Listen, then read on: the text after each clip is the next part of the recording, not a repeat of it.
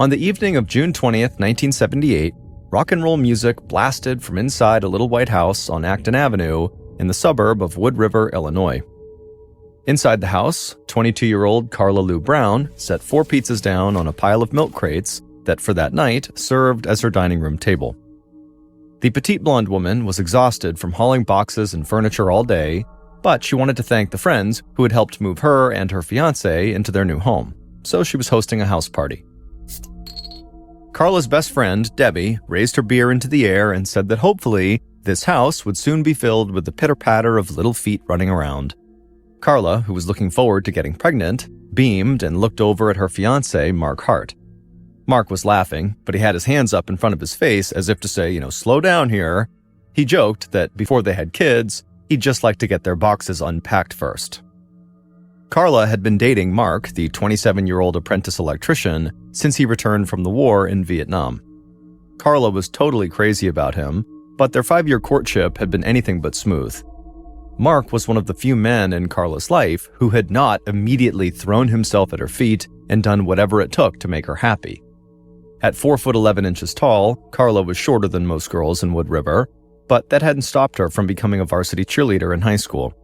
She was kind and approachable, which made her popular with boys and girls alike, and she was curvy enough to attract wolf whistles from total strangers out on the street.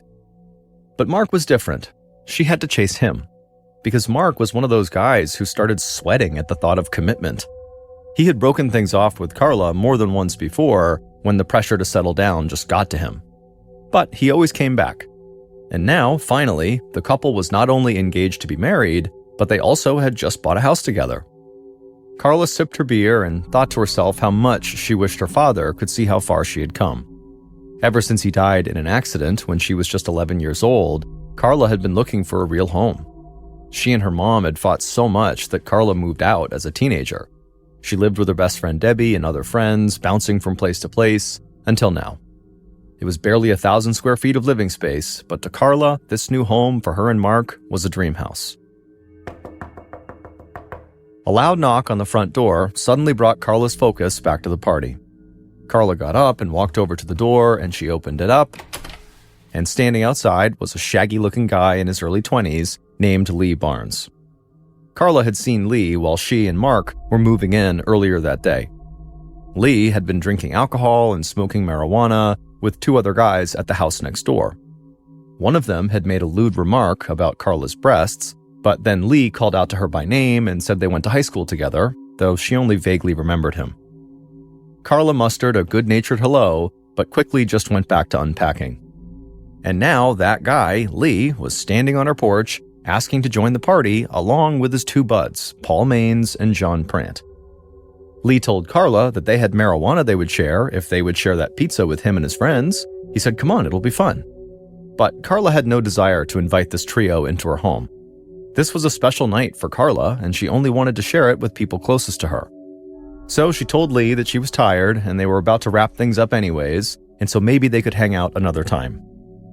Lee looked mildly annoyed at the rejection, but he took the hint and left, with his pals trailing right behind him. Carla shut the front door and then put another Blondie album on the record player. Soon all the girls were dancing and Carla was swaying right along with the beat, and as she did, she looked over at Mark. And Mark gazed back at her as if she was the only woman in the world. The next day, Carla took the day off from her job in customer service at an airplane parts company. She had way too much to do getting settled into her new home, including cleaning up the trash from the party the night before. But so far, on this kind of unexpected day off, she'd spent most of the morning on the phone. At 9, she called her best friend Debbie, who was home with her baby, and then after she hung up with Debbie, Mark's mother called her, and she really liked to talk. Carla glanced at the clock. It was already 11 a.m., and Mark's mom showed no sign of slowing down. Carla was starting to feel guilty that she was getting so little done with this day off. While Mark was hard at work, Carla was supposed to be organizing their house. So eventually, Carla made up a lie that she had just heard someone knock at her front door and so she needed to go, and so Mark's mother took the hint, and they hung up. And so now that Carla was finally free, she just headed downstairs to the finished basement where the couple had left their unpacked boxes, and Carla got back to work. But minutes later, Carla was unpacking a 10-gallon barrel labeled Mark that contained his clothes when she heard footsteps coming down the stairs to the basement. Figuring that Mark must have forgotten something before he left for work, Carla stopped what she was doing and she turned around with a big smile on her face, ready to greet her husband. A little after 5 o'clock that evening, Carla's husband, Mark, pulled up to the house in a pickup truck driven by his friend Tom. They were hauling a large doghouse behind them.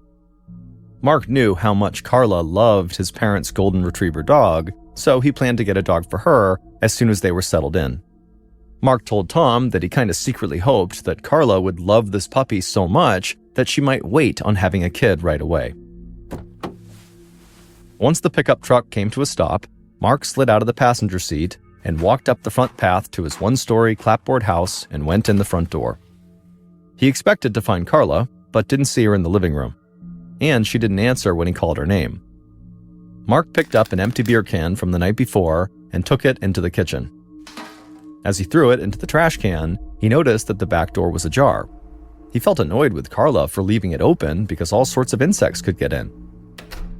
He shut the door, then joined his friend Tom outside. They carried the doghouse to the backyard and set it down under the shade of an oak tree. Then Mark invited his friend inside for a tour of their new house. He showed Tom their bedroom and the spare room that Carla was already calling the baby's room, and then Mark asked Tom if he wanted to go downstairs and see his favorite part of the house, the basement. Tom said, yeah, let's do it. So Mark led the way down the steps to the basement, where he had set up the TV and a sofa. No matter what was going on upstairs, he told Tom as they walked down, we can always watch football in peace down here. But when they actually got downstairs, Mark immediately noticed something strange. The sofa appeared to be soaking wet, and the TV tray in front of it was turned upside down. Beside the sofa were several dark red drops on the basement floor, and Mark wondered if maybe it was blood. And so in a second, his mood switched from being annoyed to being very anxious. Mark looked rapidly around the room for some explanation for what was going on, but everything else seemed totally normal. Then Mark turned toward these swinging doors that led to the laundry room, and in the gap between the bottom of the doors and the floor, he could see Carla's bare legs. Suddenly panicking, Mark screamed out Carla's name, but Carla didn't answer. And so Mark ran into the laundry room, and what he saw in there was worse than anything he saw in Vietnam. Carla was kneeling on the ground with her hands tied behind her back, and her head was submerged in a 10-gallon barrel full of water.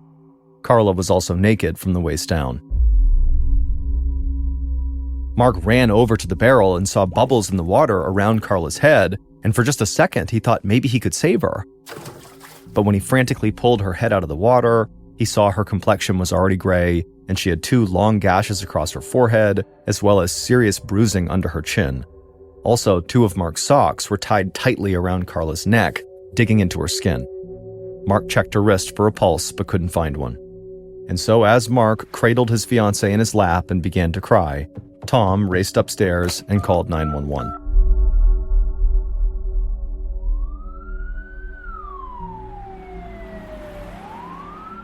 The first police officer arrived at the house just before 6 p.m.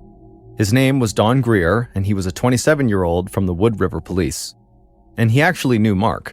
They were old friends who used to go out on double dates together. When Greer heard the 911 report of a deceased woman at Mark Hart's new address, his heart sank. He hoped it was a mistake.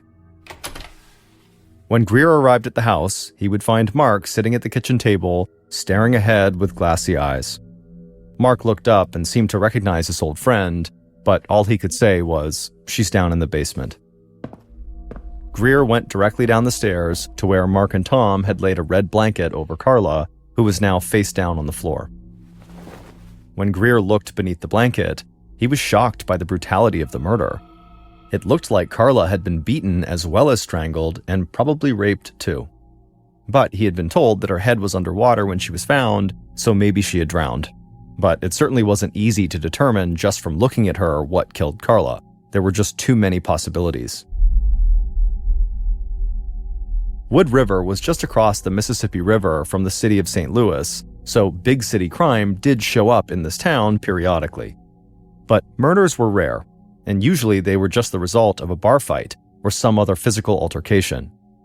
Greer had never seen a homicide in Wood River that was this violent and perverse.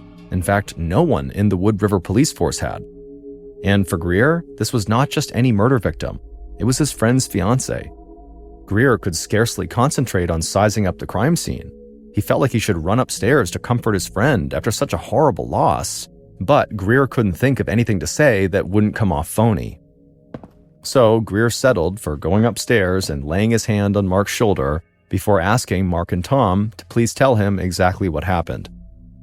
Mark began talking about how excited he was to show Carla this new doghouse, but as he spoke, Greer could only think about the nightmare in the basement. The Wood River police were going to need help to solve this murder.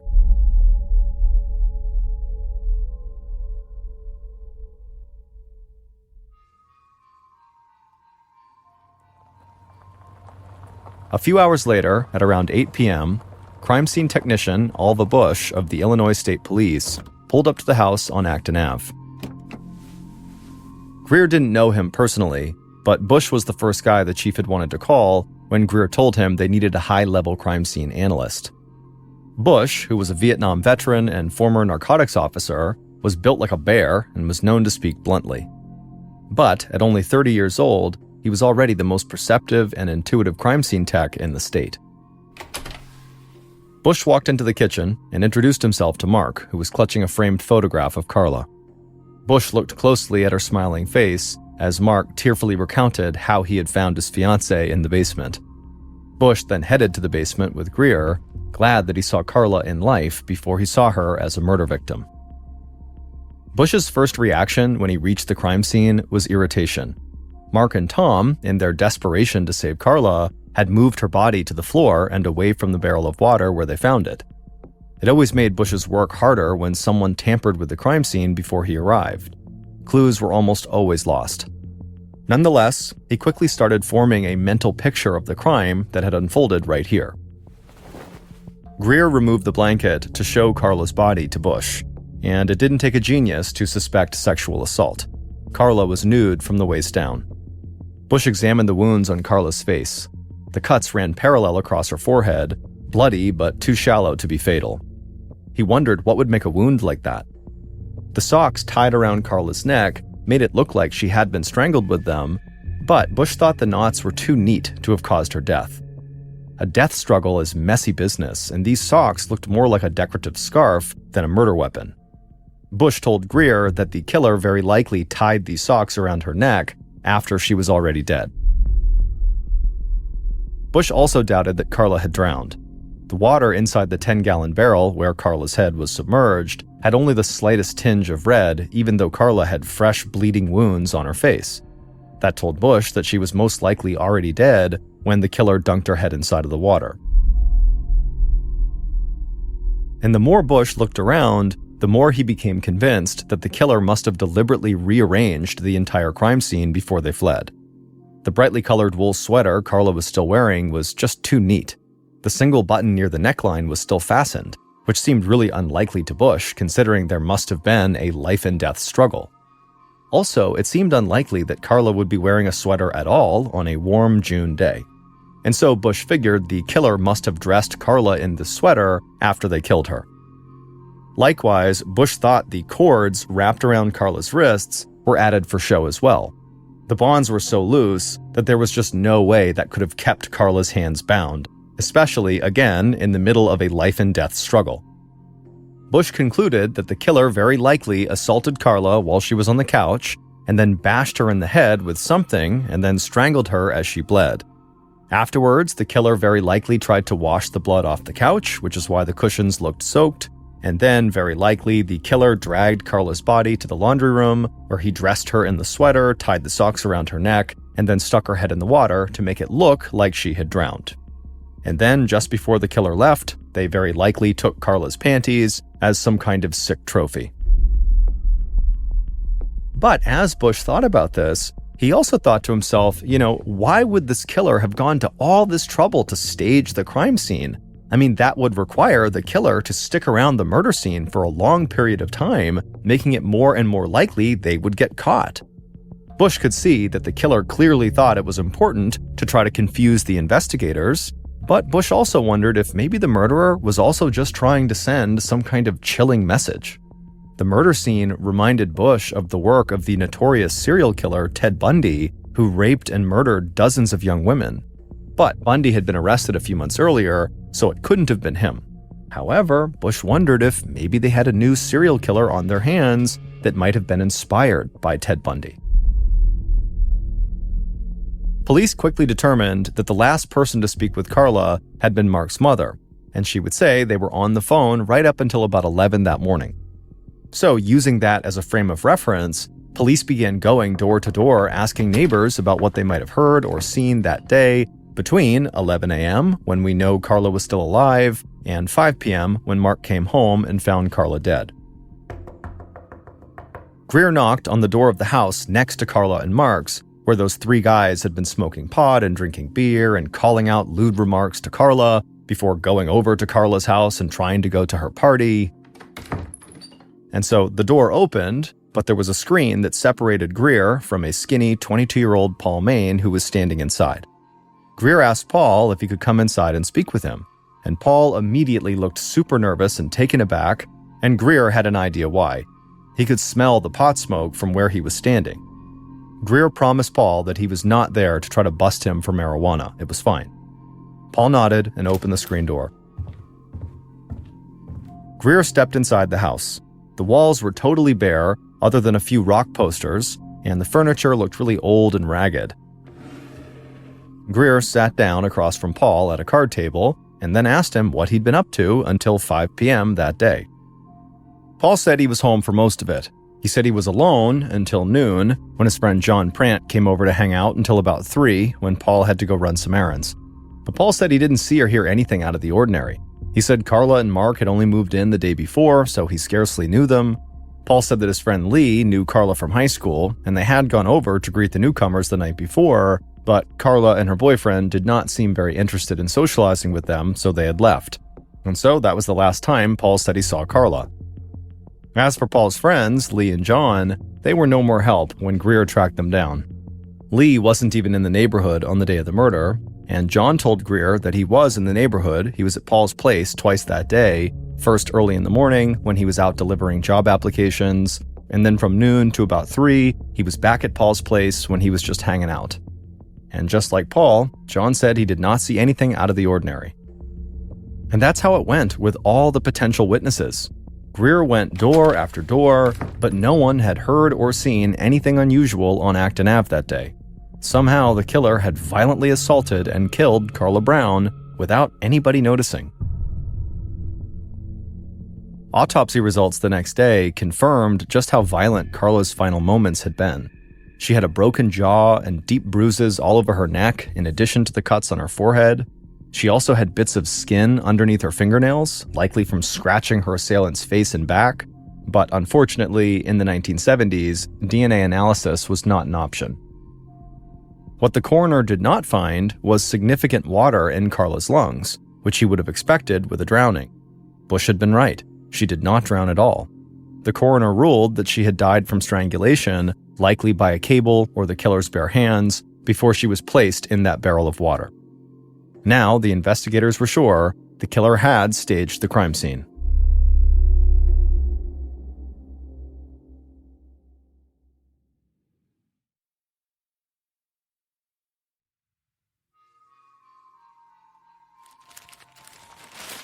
All across Wood River that day, June 22nd, people woke up to front-page news about the shocking murder of Karla Brown, along with a picture of Karla from her senior yearbook. The article described the crime as being potentially a sexual murder, possibly tied to a recent string of incidents in the community. Over the past 15 months, a man had attacked 14 women in their homes, and he was still at large. But Bush told the Wood River police that he didn't buy that theory. That serial rapist who was attacking women in their homes always broke in at night, but Karla was killed in the middle of the day, and the serial rapist did not kill his victims. But there were enough obvious similarities between those attacks and the attack on Karla that Bush knew he couldn't totally rule out the serial rapist theory. In fact, Bush and the Wood River police were having a hard time ruling out anyone as a suspect, from strangers to her fiancé. They believed that the murder was a sex crime, but they had very few clues as to who did it.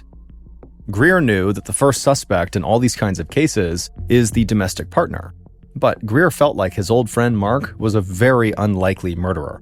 Not only was he clearly distraught at his fiance's death, but Mark's boss confirmed to Greer that he had been working at a job site all day. And so Greer told the chief that they should focus on other possibilities. Greer spent a big part of June 22nd talking to all 10 guests who had gone to Carla and Mark's house party, but most of them couldn't imagine who would want to hurt someone as nice as Carla. One guy told Greer that Carla was really good at saying the right thing when people felt down. This guy was very self-conscious about the fact that he was quite short, but Carla, who was several inches shorter than him, once told him that he was tall to her.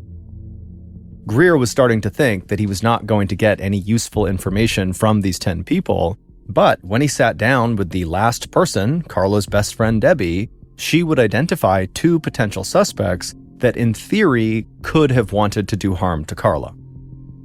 The first suspect was an ex-boyfriend in Connecticut that Carla dated over a year ago during one of her breakups with Mark. The guy took it really hard when Carla broke it off to return to Mark, and he kept getting in touch with Carla for months. Debbie couldn't remember his name, though. Debbie also fingered Carla's stepfather, a heavy drinker with a temper. She said that when she and Carla were seniors in high school, Carla's stepfather tried to force himself on Carla. Afterwards, Carla excused his behavior, saying he was drunk, but drunk or not, Debbie called it attempted rape. Carla's mother eventually had the marriage annulled. Both of these suspects that Debbie brought up were intriguing possibilities, but Greer quickly got information that scratched both of them from his list of suspects. The ex-boyfriend was in New Jersey on business on the day of the murder, while Carla's stepfather said that he and Carla had remained close, and he had recently even given her money for dental work, and he also easily passed a lie detector test to prove he never assaulted Carla and had nothing to do with Carla's death. By the day of Carla's funeral, which was Saturday, June 24th, investigators were getting frustrated at their lack of progress. 3 days after the crime, and they still had no strong suspect. At 1 p.m., Woodland Hill Cemetery filled up with residents from Wood River who gathered to say goodbye to Carla. So many of them had brought flowers that the local shop had to stop taking orders. 6 pallbearers carried Carla's casket from the hearse to the gravesite. Mark had chosen all former boyfriends of Carla's who had remained friends with her. Greer watched the crowd, looking for anything unusual, but all he saw was a community in pain. He felt so much pressure to bring justice to these people and to bring it fast. But the investigation seemed to just be going backwards. In fact, the lab had just called to say that every fingerprint they had found in the basement was either Carla's or Mark's, so the killer didn't even leave behind any prints. Greer watched as Carla's casket was lowered into the ground, and he thought to himself, this can't be the end of the story.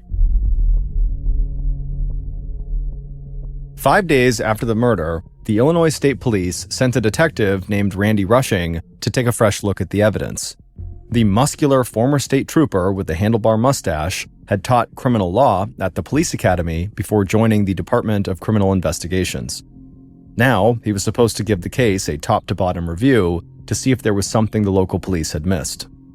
And Rushing was interested in the potheads next door to Carla and Mark, noting that Paul and John had given slightly different accounts of where they'd been the day of the murder. John had said he had visited Paul around 8:30 a.m., while Paul didn't remember seeing John until noon. Detective Rushing wondered if they were hiding something. But once again, the theory went nowhere. John passed a polygraph test easily, and Paul, he did fail part of the test, but the test administrator thought that it might have to do with him being nervous, or maybe he was high, or both. In fact, Paul was slurring his words during the test. And so Rushing and the test administrator both agreed that the polygraph tests gave them very little to work with. But they planned to keep their eye on Paul Maines because technically he did fail the polygraph. For a brief moment in late July, so about a month after the killing, investigators got excited when Wood River police arrested a 21-year-old man named Tony Garza for breaking into a woman's house and trying to rape her. Garza actually confessed to the 14 break-ins and sexual assaults that had occurred in town over the previous 15 months. But Garza was adamant that he had nothing to do with Carla Brown's death, and he too passed a polygraph test. Detective Rushing still had his suspicions about Garza. A violent assault could easily turn into a murder after all, but he had no evidence connecting the alleged rapist to Carla Brown. No fingerprints, no witnesses. So investigators kept Garza on their list of suspects, even though they knew it didn't mean much. They had no more evidence against Garza than they did for several other potential suspects, including that next-door neighbor, Paul Maines, who failed a portion of his polygraph. Rushing, Greer, and the rest of the investigators knew they needed a break in the case or no one would be held accountable for Carla's murder. And by the fall of 1978, with no main suspect in sight, the state police finally pulled Rushing off the case. Greer kept the case open, but as months and even years passed by with no new leads, he worried that Carla Brown's murder might never be solved.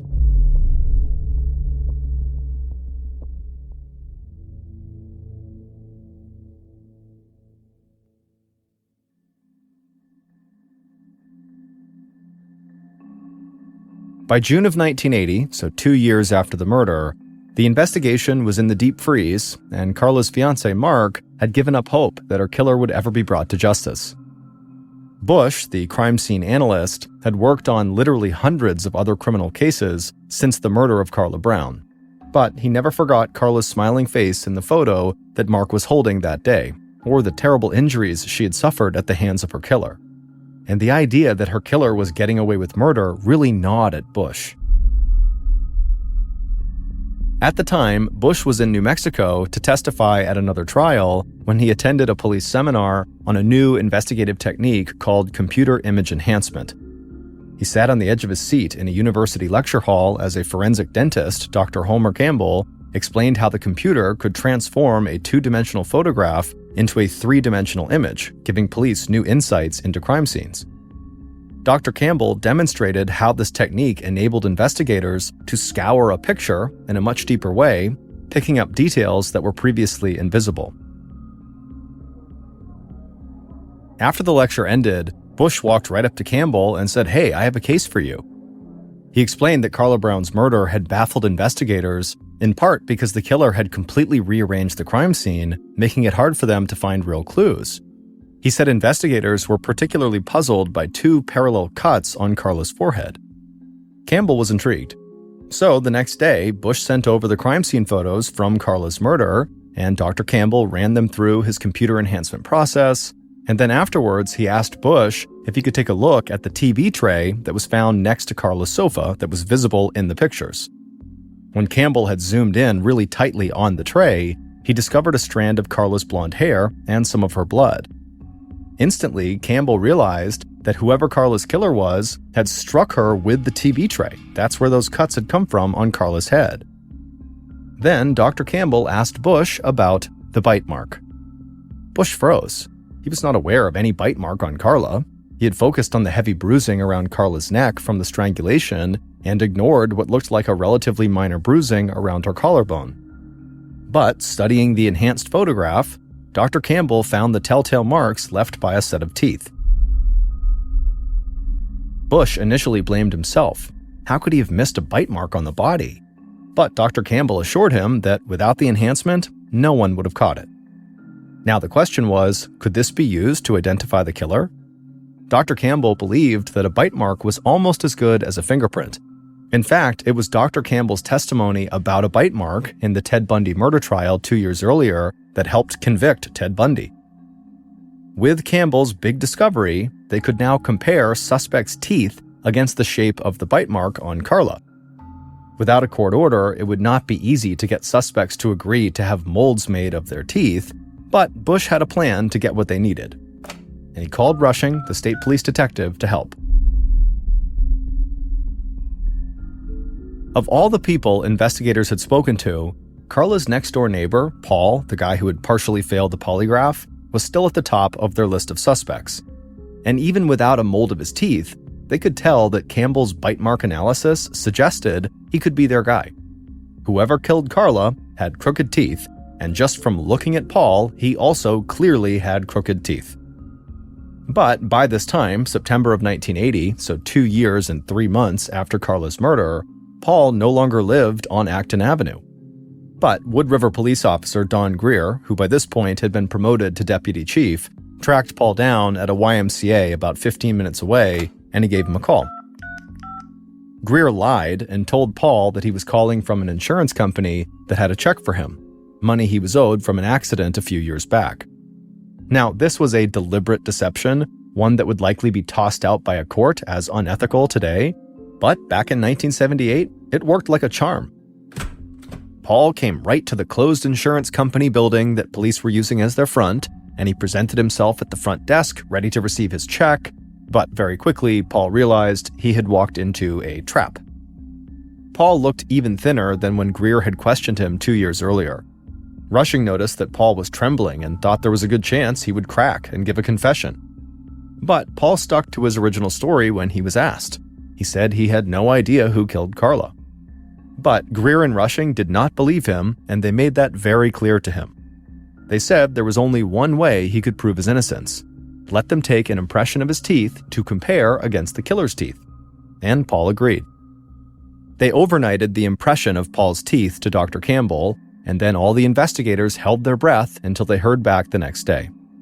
Finally, 27 months after the crime, they hoped they were on the brink of justice for Carla. But when Dr. Campbell called, he had disappointing news. The forensic dentist told them that the photographs, even with the computer enhancements, were not good enough to declare Paul's bite as a match. Paul could be the killer, but Campbell was not certain. Rushing, Greer, and Bush alike were crushed. The Carla Brown case was cold again. And it would stay that way for 2 more years, until one chilly day in March of 1982, when Detective Rushing met an FBI agent who would go on to help break the case wide open with absolutely stunning psychological insights into the mind of their killer. Rushing was at a conference in St. Louis when he attended a session led by Agent John Douglas, who was a pioneer in the art of profiling suspects so that police knew who to look for. Douglas's 6-person team specialized in creating psychological profiles of serial killers. The tall, slender agent wearing a vest and tie talked about traveling the country to speak with killers like Charles Manson and others less famous but no less deadly to understand how their minds worked. Rushing was totally mesmerized by Douglas's way of analyzing killers' motives and weaknesses. And so Rushing couldn't help but wonder, what kind of suspect would Douglas profile if he looked at the Carla Brown case? And so after the talk was over, Rushing approached Douglas and asked for his help. And Douglas agreed. 6 weeks later, Bush and Rushing piled into an unmarked police car to make the 800-mile drive to FBI headquarters in Virginia to go over the case with John Douglas. Greer, who was now Wood River's chief of police, flew back from a vacation in Florida to join them on this trip. When the investigators arrived at the sprawling FBI campus, an agent from Douglas's behavioral science unit escorted them to a conference room. They spread pictures from the crime scene across the table. Then Douglas breezed into the room, shook hands, and started examining the photos. A few minutes later, he sat back in his chair, assembling the details he had just formed in his head, and then he launched into a highly specific description of the killer that was so precise it was like he actually knew him and was there in the basement 4 years earlier when the crime happened on June 20th, 1978. He said the crime scene looked disorderly, which made him think the killer was a shaggy-looking, disorderly person. Someone with low self-esteem who was awkward with women and had a history of rejection. Douglas then said the killer likely drove a beat-up old car, something like a red or orange Volkswagen. Now, to Bush, Rushing, and Greer, it almost seemed like Douglas was just making things up as he went along. And so as Douglas spoke, they began exchanging doubtful looks and wondered if they drove all this way for nothing. But Douglas wasn't done. He said it was common for killers to keep something from their victims. And when he said this, Bush looked knowingly at Greer, because 4 years ago, they had discussed the fact that Carla's panties were missing from the crime scene, and maybe they had been taken as a trophy. Douglas then said that the Carla Brown murder scene had some of the trappings of a serial killer, especially the way the killer had moved things around to create the appearance that Carla had drowned in that 10-gallon barrel. But Douglas said the killer had never killed anyone before Carla. And the killer probably did not come over to Carla's house to kill her. This surprised the investigators, and so Rushing asked Douglas how he could possibly know that. And Douglas just pointed to the photograph showing the soaking wet sofa, and he said, well, it looks like the perp tried to revive his victim by splashing water on her. That does not seem like a killer who just goes around killing people. This seems like maybe it happened by accident. Bush's jaw dropped. The wet sofa had perplexed him and all of his investigators for 4 years. Douglas said the strangulation and blows to the face indicated a personal confrontation. Maybe Carla rejected him sexually and he struck back. In cases like that, Douglas said, the killer usually faces the victim and attacks the face and neck. Douglas would go on and describe this case as what he called a neighborhood crime, meaning it was likely committed by someone living nearby or literally in the victim's household. Douglas looked at the 3 men and told them that very likely they had already interviewed the killer. Rushing piped up and said, well, what would happen if the killer took a polygraph? Douglas shook his head, uncertain. He felt the polygraph was not a reliable tool. He'd seen too many cases where the killer beat the test, but was convicted on other evidence. Greer wondered what that meant for their case. All of their potential suspects had passed their polygraph, except for Paul, who had failed a portion of it. Then Douglas looked at the photograph of the blood droplets from the crime scene again, and he said the killer must have had blood on him, and so after Carla was dead, the killer must have gone somewhere nearby to try to clean himself up. And when Greer heard that, he thought, well, if the killer was Paul, how much closer than next door can you get? Because Paul lived next door to Carla. Bush, Greer, and Rushing were already blown away by Douglas's insights. But then the FBI agent leaned across the table and delivered the best news of all. Since their killer was almost certainly an amateur killer, he would easily crack under pressure. Douglas suggested that the police should mount a psychological warfare campaign in the media. He said that they should play up ways that emerging technology has helped them gather evidence, how the photo enhancement led to the discovery of the bite mark, and how psychological profiling enabled them to narrow down their suspect list. Basically, Douglas was telling them to use the media to try to trick the killer into thinking that their arrest was imminent. Then Bush brought up the idea of digging up Carla's body. Dr. Campbell had suggested that the casket, if it kept the water out as it was designed to, could preserve the body for some time. Whatever bruising occurred would still be present in the skin. They could get a better look at the bite mark on her neck and match it to suspect's teeth, Bush noted. Douglas said spreading the news that police were about to exhume Carla's body would be the perfect way to destabilize their target. The killer, Douglas believed, had visited Carla's grave many times to talk to her. She was likely the only person who knew his terrible secret. After 4 years, Douglas thought their killer must have gotten comfortable, believing that he'd gotten away with his crime. Digging up Carla's body would resurrect his fear of getting caught, and that could lead to a major mistake, if not a confession. Bush, Rushing, and Greer left the meeting feeling totally floored. John Douglas looked at the case that had stumped them for years, and in a matter of minutes created a psychological profile for the man who had killed Carla, and a roadmap that could lead police to him.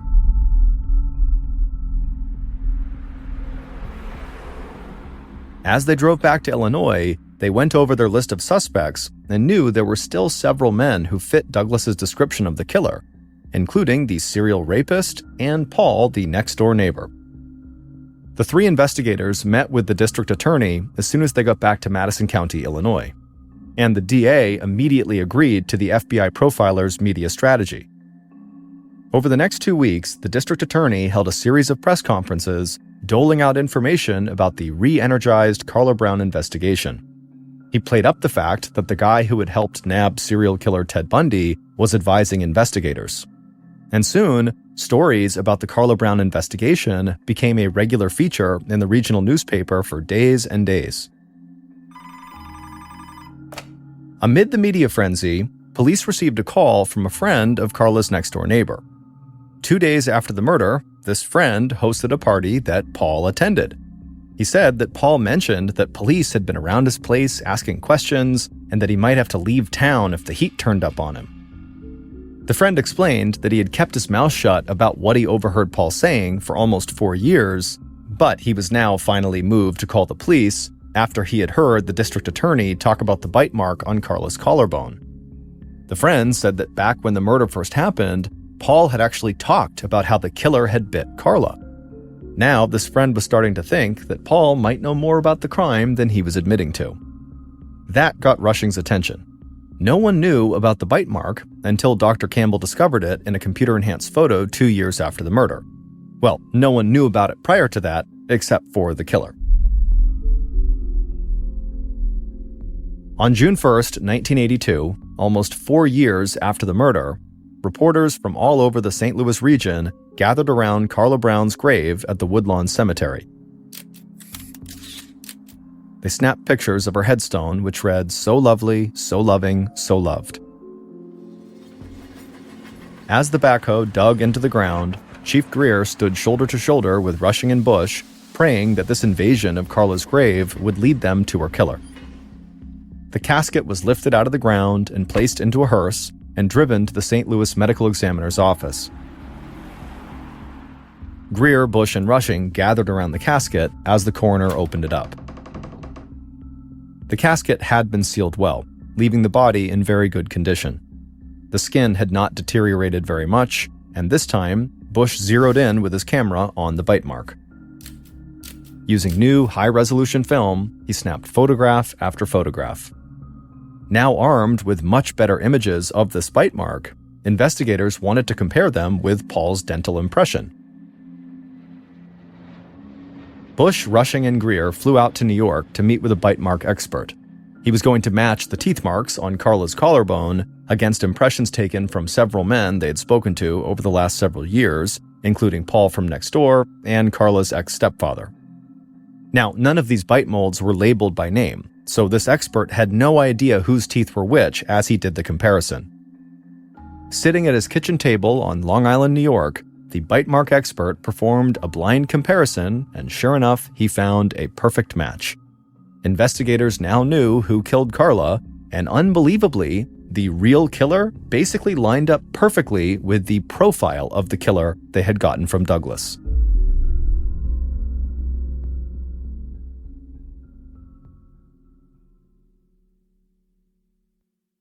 Based on all the forensic evidence and other evidence collected at the crime scene, here is what investigators believe happened to Carla on January 21st, 1978.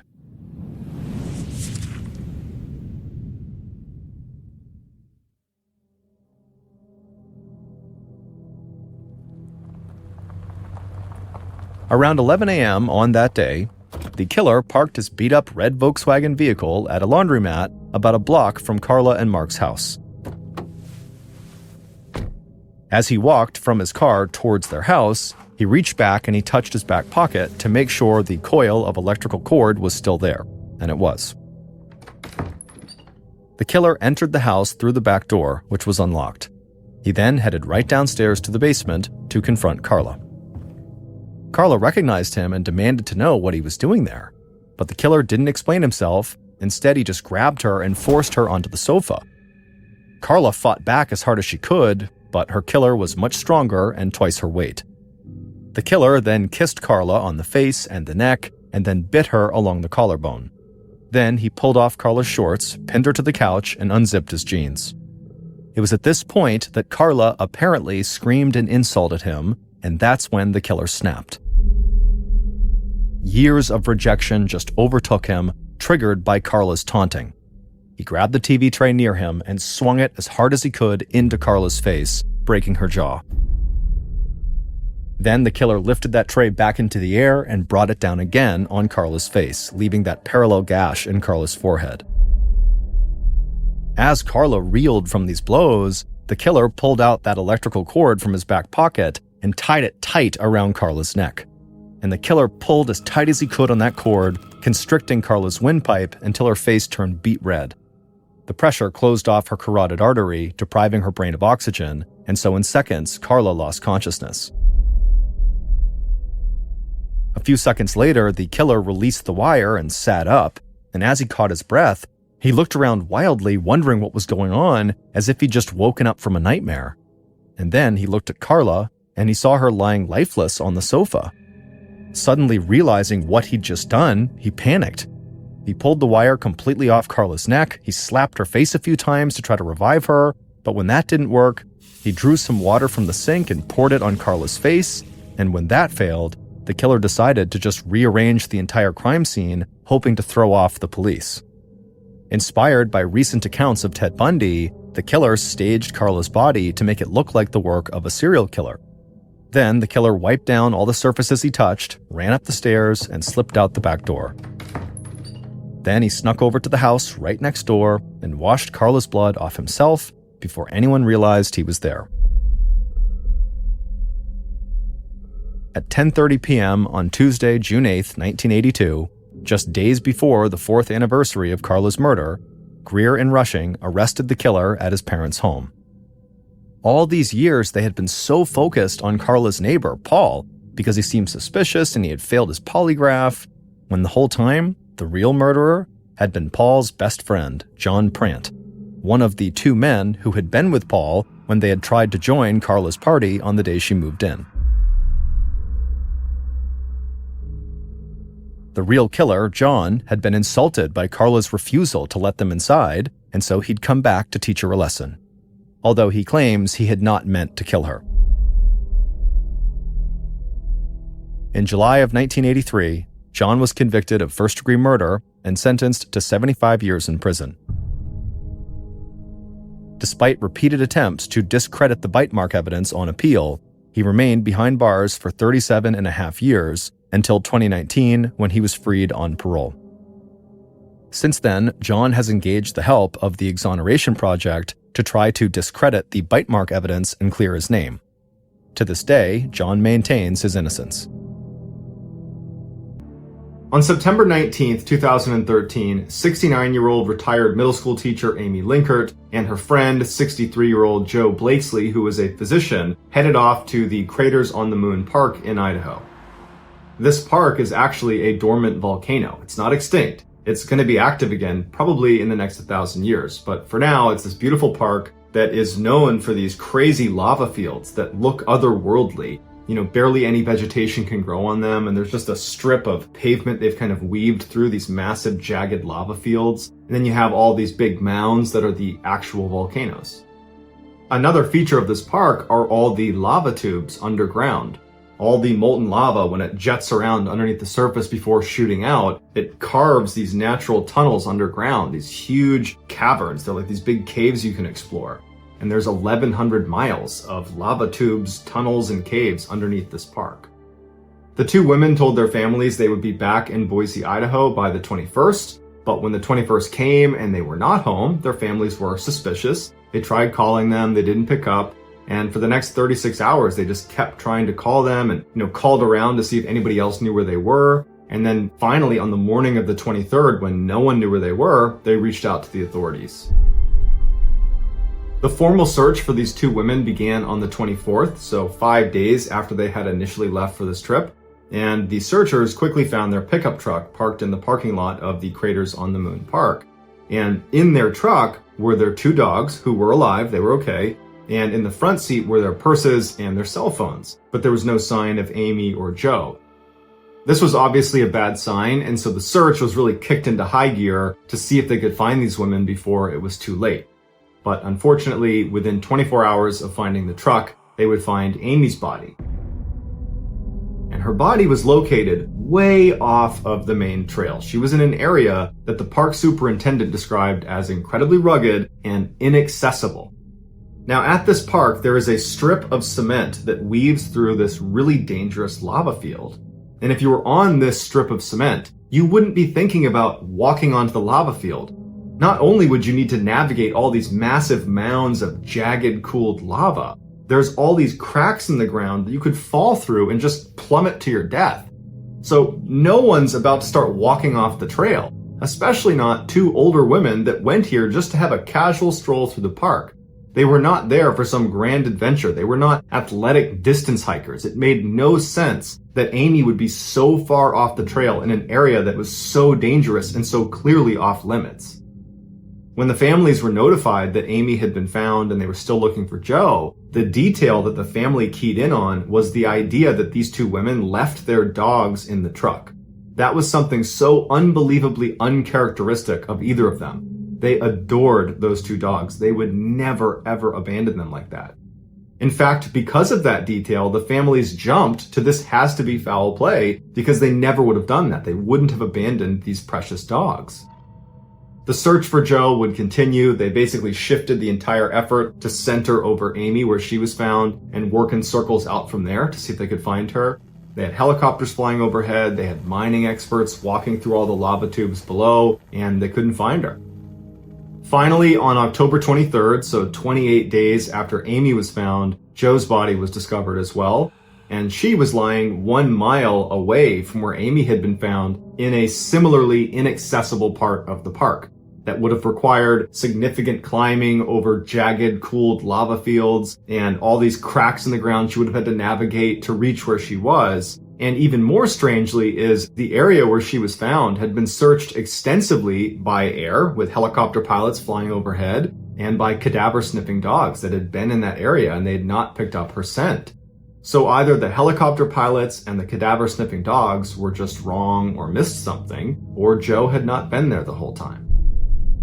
A cause of death has not been determined for either of the two women. However, what was released is neither of them appeared to have suffered an incapacitating injury, meaning they weren't struck down where they were.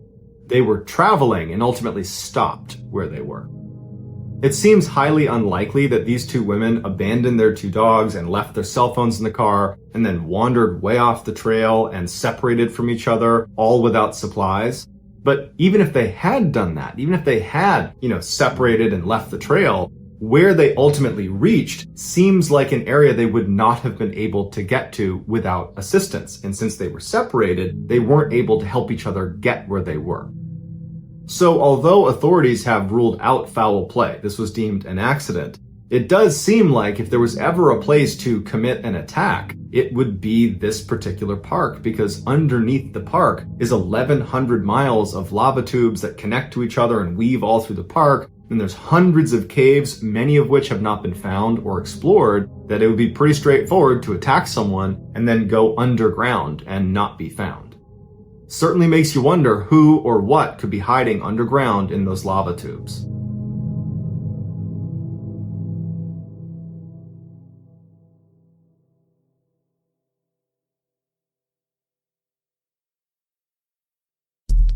Our next story is called Stay in the Car.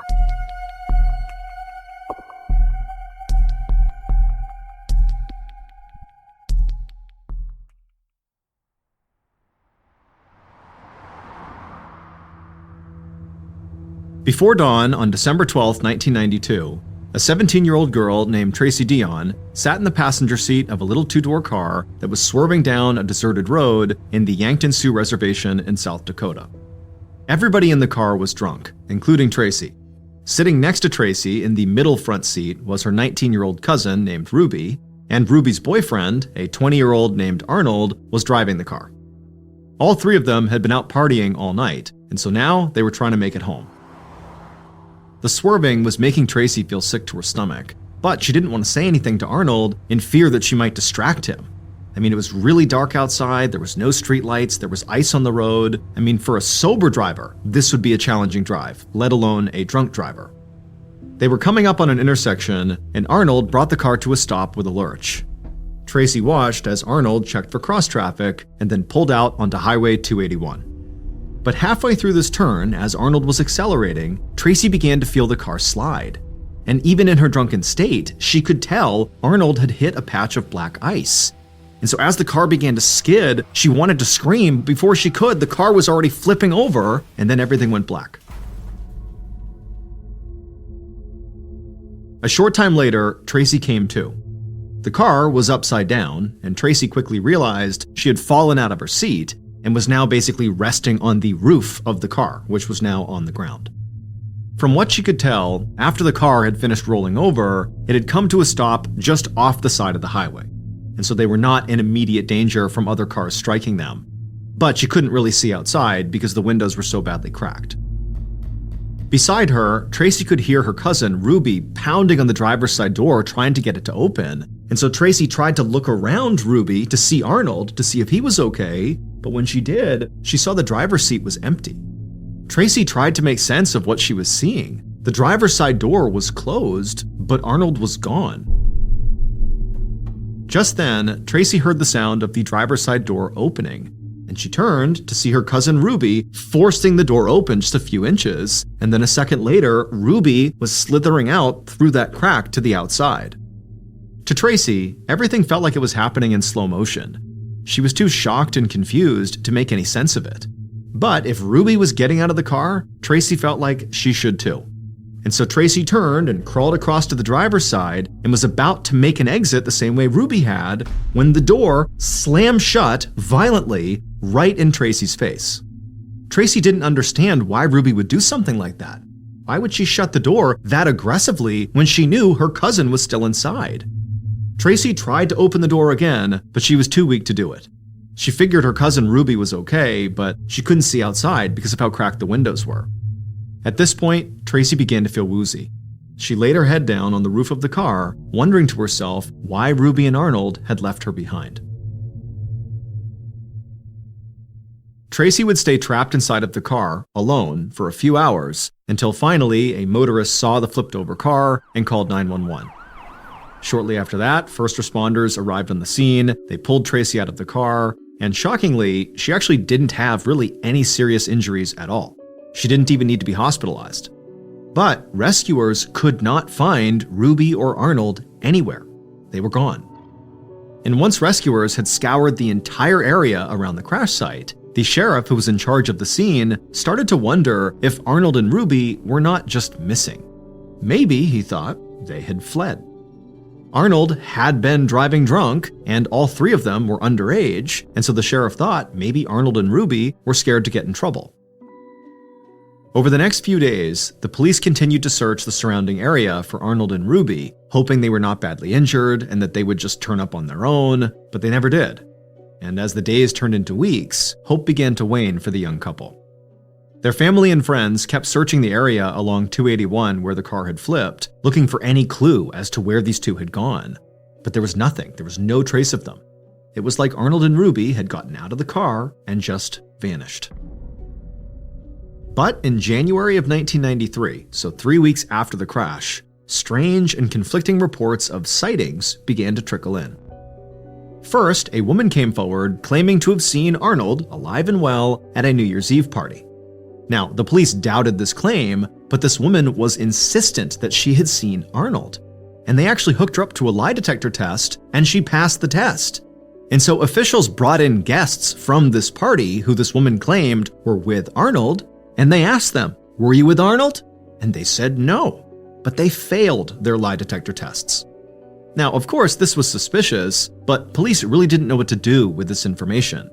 Assuming this woman's story was true, that she really did see Arnold, well, according to the details of her story, Arnold did not appear to be in any kind of distress. And even if he was in distress, the police still had no idea where he was, so how could they help him? Other locals came forward, claiming to have spotted Arnold around town as well. But nothing came of those reports either. Neither Arnold nor Ruby turned up. Months went by, and the case went cold.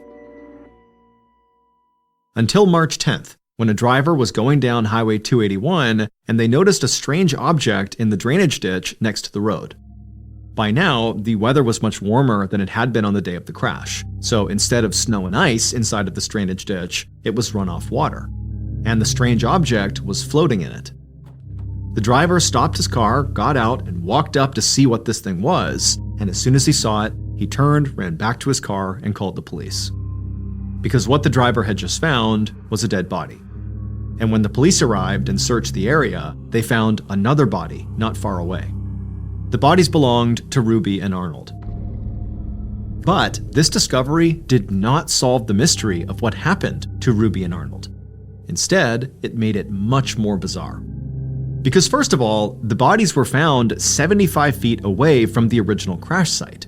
And the exact spots where the two bodies were found had been searched many, many times on the day of the crash, days after the crash. They were searched by police, they were searched by friends and family of Ruby and Arnold. The idea that this is where the bodies had been the whole time was impossible. They would have been found. And then there was the condition of the bodies.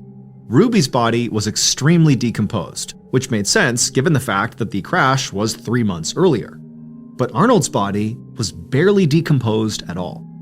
And in the pocket of Arnold's jeans, police found a mysterious set of 3 keys. 1 was a vehicle key and 2 were house keys.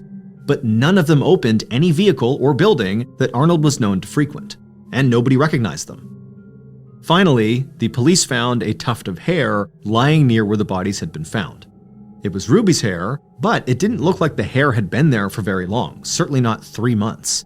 Instead of being dirty and matted, like you would expect given how long she must have been there, the hair was perfectly clean. The official coroner's report on Ruby and Arnold's deaths were that they died of exposure, and then their bodies were just overlooked by searchers for months. But to a lot of people, including the sheriff who was in charge of the original crash site, this made no sense. Despite the coroner's findings, law enforcement officials believed that Ruby and Arnold's deaths were the result of foul play. Under the foul play theory, somebody pulled Ruby and Arnold out of the crash site while they were still alive and then killed them later. And then perhaps they killed them at different times, which would account for the differences in decomposition of their bodies. The FBI ultimately came in and took over this case, but they eventually closed it down, citing a lack of evidence to support the foul play theory. However, with or without foul play being involved here, nobody has a good explanation for all those sightings of Arnold after the crash. And also, nobody can explain why the door was slammed in Tracy's face in the immediate aftermath of the crash. Maybe it was Ruby or Arnold who slammed the door, or maybe it was their killer. To this day, what actually happened on December 12, 1992, on the side of Highway 281 remains a mystery.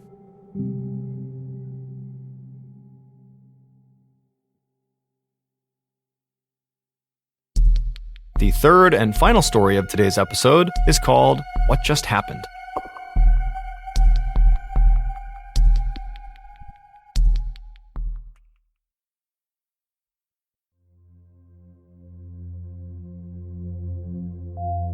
Growing up, Colton Louder was a joy to be around. He was always goofing off and making people smile, and he had a really infectious laugh. But secretly, he was depressed and began self-medicating at a very young age. By the time he was 18, he was a full-fledged drug addict, and by the time he was 25, he was in jail on a life sentence for murdering his uncle over a drug-related dispute.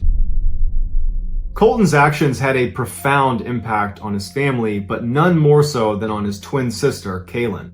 She had known about his pain even when he was putting on that facade of being happy and bubbly and outgoing, and she had reached out to him and tried to help him, but she could never get through to him, and when he was ultimately convicted, it was crushing to her. She felt like she couldn't help someone who was really vulnerable. But instead of just feeling bad about this, she took her sadness about her brother and watching him spiral and turned that into a laser focus on helping other vulnerable people that were struggling with addiction and depression to try to help them before they end up like her brother. And eventually she would get her degree in social work from Utah State. But despite Kaylin's best intentions to want to help as many people as she could, she found it very difficult to find work in her field, and it wasn't uncommon for her to have fairly long stretches of unemployment. And it was during one of those long stretches in 2014 that Kaylin's life rapidly fell apart, and it left everybody who knew her thinking, what just happened? On September 26, 2014, a little after 9 p.m., Kaylin calls 911. She reported that there was this huge, brutal fight taking place in her condo's clubhouse. Basically, it was like a restaurant where you could rent it out in the first floor of this condo complex. And she said it was getting out of hand and police needed to come over here and stop it before someone got hurt. The police asked her if weapons were involved. Were people using weapons in this fight? And Kaylin says, yes, guns. But when police rushed to the scene, bracing for the worst, they discover that it's just a docile wedding reception happening inside of this clubhouse, and not one person in there reported any altercation happening. They were like, we're being pretty quiet. I don't know where she would have got that from. One guest would tell police that they had lit off a single firecracker, but they showed them what they had used, and they were these little tiny cheap things that made almost no noise. So it is possible that Kaylin could have mistaken that for a gunshot, but it does seem highly unlikely. Police leave, and then 1 hour later, Kaylin calls 911 again, but she immediately hangs up as soon as an operator has actually answered the phone. and the operator calls the number back, and Kaylin picks the phone up, but she's not really speaking. She's mumbling, she sounds confused, and the operator said, hey, you tried to call 911 a minute ago. Is everything okay? Can you tell me where you are? And Kaylin would have a really hard time giving her address to the police. It was like she couldn't remember her address. And she's mumbling, and at some point she says, my roommate thinks I'm delusional and paranoid, but I'm not. Kaylin eventually kind of calmed down and said she was sorry for calling 911, and the operator said okay, and they hung up, and that was the end of the call. The next morning, Kaylin calls 911 for a third time in 24 hours. This time, she's frantic. While she's on the phone with the operator, she's periodically screaming at these two people that are apparently robbing her apartment to get the F out of here, get out of my apartment, you can't be here. And the operator is trying to get more information out of Kaylin, but Kaylin is very distressed. She can barely communicate with the operator. She's half crying, and the operator tells her, can you leave? Can you go somewhere safe? And Kaylin says, no, there's only one way out. This is a small apartment. I can't go past them. And the operator tells them that police are on their way. Just stay in your bedroom. Don't go anywhere. And so while Kaylin is huddled in her bedroom and the dispatcher is still on the line listening, you hear Kaylin's roommate, Carol, walk into her bedroom and very calmly say, Kaylin, what's going on? And Kaylin's like, Carol, get over here. You gotta lock the door. Get in here. There's two people in here. They're robbing us. They're out there. They're in the other room. And Carol's like, no. There's no one here. The front door is locked. Kaylin suddenly sounds really confused, and she says, well, I can't explain that, but they must have been in here because I heard them. They must have had a key, and that's how they got in, and that's how they got out. And right at that moment, the responding officers show up, and there was no sign of a break-in. Nothing had been taken. It really looked like nothing had happened, unless someone really did have a key. At this point, Kaylin was very embarrassed. She apologized to the officers, she apologized to her roommate, and she ended up calling her mom and saying, I'm mortified. I can't believe I just called 911 3 different times and nothing came of any of these calls. Like, I feel so embarrassed about it. And her mom, being a good mom, told her, don't worry about it. No one got hurt in the process, so it's all good.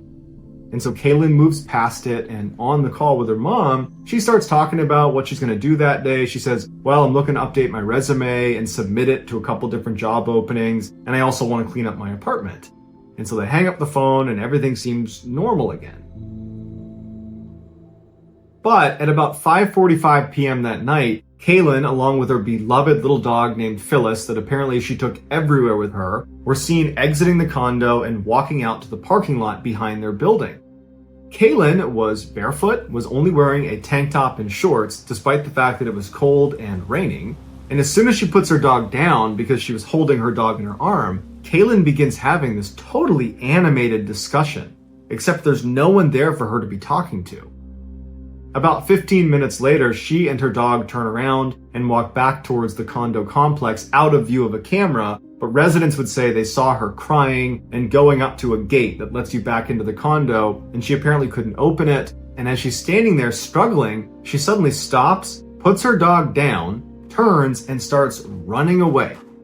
And the camera footage we have of her is only when she's back in the parking lot, but she's running away still, and the dog is nowhere to be found. Her beloved dog, she's abandoned, she's got no phone, no wallet, and nobody knows where she's going. Later that night, when Kaylin's family could not get in touch with her, because of all the weirdness around those 911 calls, her family just had a bad feeling about it, and so they filed an official missing person report that night. When police arrived at the condo complex, the first thing they did is they reviewed the security footage. And they already knew about her 3 911 calls that had happened within 24 hours, and all of them had been for unfounded reasons. And they see Kaylin on camera, barefoot in a tank top and shorts in the rain, and she's having this animated discussion with nobody before running around and running away. And so police go to Kaylin's family and they say, does your daughter have a drug problem? Is she mentally ill? And her family tells the police, no, she's got no history of mental illness. She definitely does not have a drug addiction because of what happened to her brother, and they explain what happened with Colton and how that had a tremendous impact on her, and how that had actually sent her on a course to help people with mental illness or people who are fighting against addiction or depression. And they explained how she was just really well adjusted and everything seemed okay until these 911 calls started, and now this. So this huge search is launched between the police and volunteers, and actually the Louder family even hired some private investigators to help them look for Kaylin. but days turned into weeks and there was no leads. No one knew where she was. She had just vanished. Then on December 1st, 10 weeks after she went missing, city workers were inspecting drainage pipes down near the Jordan River, which was a river that went by her apartment, and they discovered behind some plants a body that was half submerged, and it would turn out to be Kaylin's. They pull her out of the water, and no cause of death could be accurately determined because of how long she had been in the water for. It looked like she had been in there for probably all of the 10 weeks she had been missing. They were able to determine that there were no drugs in her system and there was no water in her lungs, which meant she didn't drown. Her body was found 5 miles from where her apartment was, and so initial speculation was she must have gotten hurt and fallen into this river and drifted the 5 miles downstream to where she was found, but they looked at that section of the river between her apartment and where she was found, and the water was simply too shallow and windy, and it would not have been possible for a human body to travel that distance. Which means almost immediately after she ran off screen on the security footage, she covered those 5 miles, wound up at that section of the Jordan River, died, and then fell in the water, or fell in the water and then died, but not via drowning. The police officially ruled Kaylin's death an accident, but her family disagrees. They say if you look really closely at the security footage right before she runs away, it looks like she's terrified. More specifically, it looks like she's terrified of someone we can't see on camera. When she's having that animated discussion where it looks like she's talking to no one, further feeding the idea that she had kind of lost it, well, there's this huge rock to the right in the video that kind of obscures our view, and behind that is this huge forest. And it is theoretically possible that someone could be back there that we can't see. But no matter what, her family believes that whatever she was doing in her final moments on camera is the key to understanding why she ran off and ultimately died. So you be the judge. Was this a psychotic break, or is there something more?